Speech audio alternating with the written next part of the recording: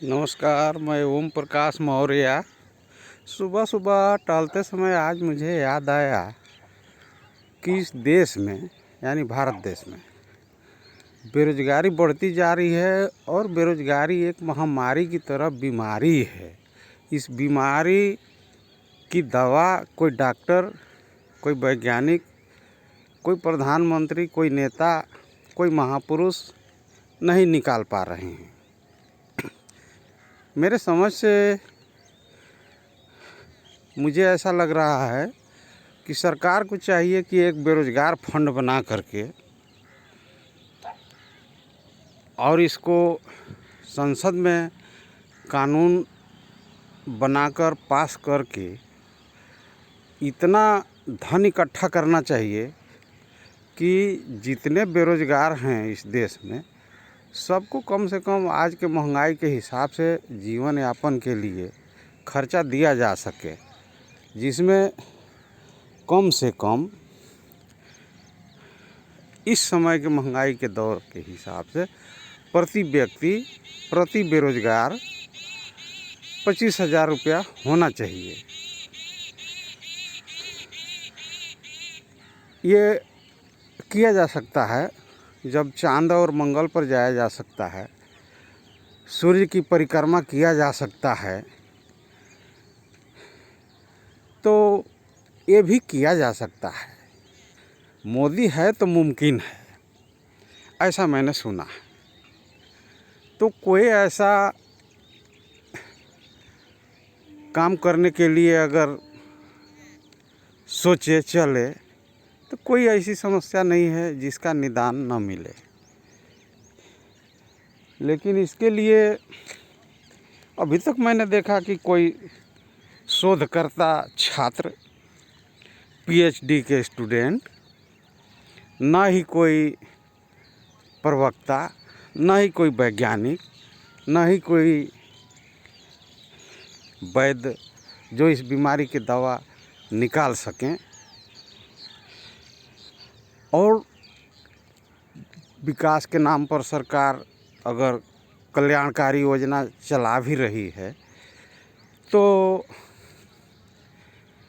जितना योजना चल रही है उससे लाखों गुना ज़्यादा बेरोज़गारी, गरीबी बढ़ रही है। तो ये नाकाफ़ी है। समझ में नहीं आ रहा है कि आखिर कौन सा उपाय निकाला जाए। वैसे इस धरती में, विश्व में, ब्रह्मांड में संसाधन की कमी नहीं है और इस देश में धन दौलत की कमी नहीं है। अभी तक तो किसी ने इसका हिसाब ही नहीं लगाया कि इस देश में कितना पानी है, कितना सूरज की रोशनी है, कितना हवा है, कितना किस चीज़ का भंडार भरा पड़ा है। ये सब किसी ने अभी तक, कोई अर्थशास्त्री या क्या कहें, इसमें कोई भी महापुरुष, कोई भी बहुत अधिक दिमाग रखने वाला जो डींग हाँकते हैं, ढोल पीटते हैं, डंका बजाते हैं, पूरी दुनिया में किसी ने इसका सटीक आंकड़ा पेश नहीं कर पाया। और कुछ नहीं समझ में आता है तो हल्ला मचाते हैं, जनसंख्या समस्या है। अरे जनसंख्या जिसने बनाया उसको समस्या नहीं लग रहा है। लोग कहते हैं मनुष्य, सारे मनुष्य ईश्वर के संतान हैं। तो ईश्वर इतना संतान पैदा कर रहा है, ईश्वर को ये समस्या नहीं लग रही है कि धरती पर लोग जब उत्पन्न होंगे तो क्या खाएंगे, कैसे रहेंगे। ईश्वर के पास ऐसी समस्या नहीं है, नहीं तो ये इंसान पैदा करना बंद कर देते। तो इधर जो दलाल लोग हैं जिनको समझ में नहीं आता है, जैसे लोमड़ी बोलता है अंगूर का पेड़ ऊंचा है, अंगूर ऊपर है तो नहीं तोड़ पाता है लोमड़ी, तो बोलता है कि अंगूर खट्टे होते हैं, चलो यहाँ से अंगूर पंगूर नहीं खाया जाएगा। उसी तरह से है, जिस नेता को जिस संचालक को, जिस नेतृत्वकर्ता को समझ में नहीं आता है तो किसी से राय मशविरा न लेकर के पल्ला झाड़ लेते हैं कि सारी समस्या जनसंख्या है।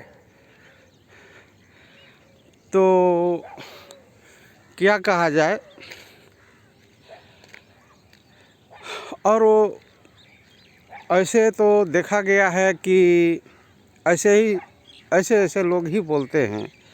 अब लोग बहुत सारे कमेंट भी करते हैं कि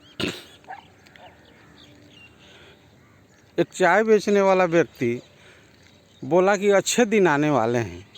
पूरे देश में पूरी जनता को अपने मन से, अपने दिमाग से कौन सा फार्मूला ऐसा सूझ गया कि अच्छे दिन आने वाले हैं, और अच्छा दिन कहते किसको हैं।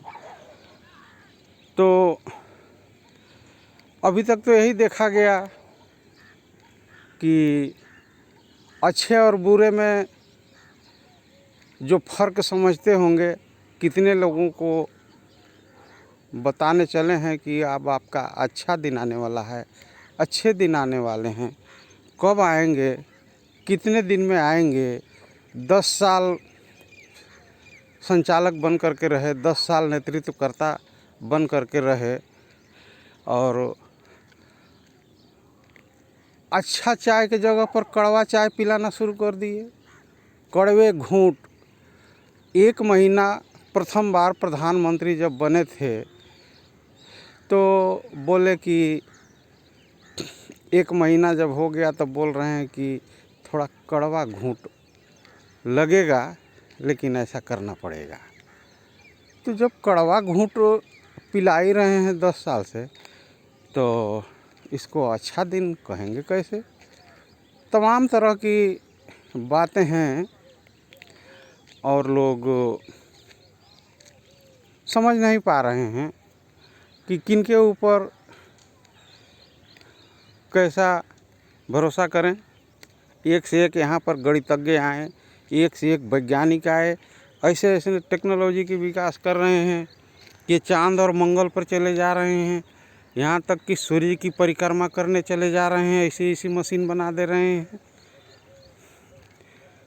और हम लोगों की बस की बात नहीं, आम जनता की बस की बात नहीं है कि आज तक ज्ञान विज्ञान टेक्नोलॉजी संसाधन का कितना विकास हो गया, कितना हो पाएगा भविष्य में भी कहा नहीं जा सकता है।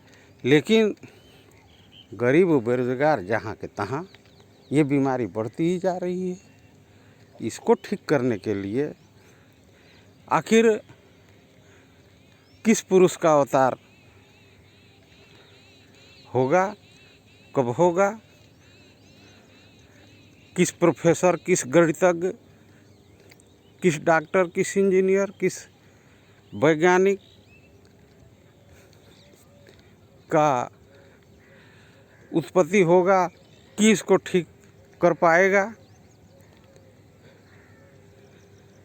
चलिए ठीक है, अगर मेरी बातों को पसंद करते होंगे तो मेरे चैनल को सब्सक्राइब करें, लाइक करें, और ज़्यादा से ज़्यादा लोग इस बात पर सहमति जताएं कि जब सारे काम मशीन ही करेगा, मशीनों के आविष्कार बढ़ता ही जा रहा है, जैसे रोबोट आ गए, सारे काम मशीन ही करेंगे, तो हाथ से काम करने वालों की संख्या तो कम हो ही जाएगी, तो बेरोजगारी बढ़ेगी।